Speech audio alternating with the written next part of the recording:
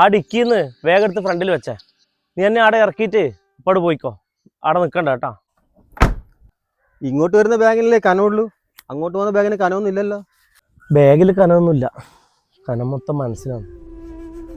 നിനക്കെന്നാലേ നിർത്തിക്കൂടെ? കുറെ നാളായില്ലേ. നിനക്കറിയില്ലേ ഞാൻ കുറച്ചു കാലം നാട്ടിൽ നിൽക്കാൻ ശ്രമിച്ചത്?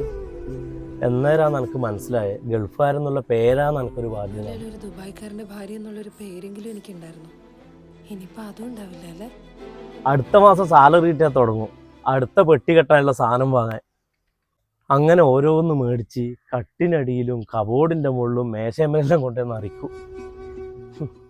നിറച്ച പെട്ടിയായി വന്നിട്ട് കുടുംബക്കാരെ സന്തോഷിപ്പിക്കുക എന്നുള്ളത് ഗൾഫുകാരൊരു മാമൂല. അതന്ന് നിന്ന്. നിനക്കൊരു കാര്യം അറിയോ?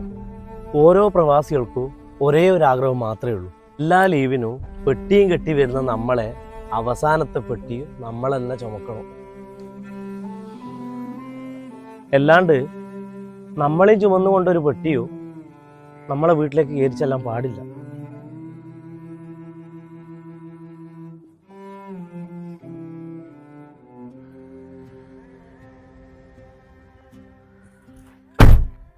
വന്ന അന്ന് മുതൽ എയർപോർട്ടിൽ നിന്ന് കൂട്ടിയിട്ട് തിരിച്ച് ഇന്ന് കൊണ്ടാക്കുന്നവരെ നീയേ ഉണ്ടായിട്ടില്ലോ. അന്നും ഇന്നും എനിക്കായിട്ട് ഞാനൊന്നും കൊണ്ടുവരത്തില്ല.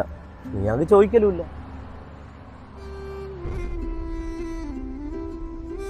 ഇത് നീ എടുത്തോ, ഇനി തരാനായിട്ട് എൻ്റെ കൈമേലൊന്നുമില്ല.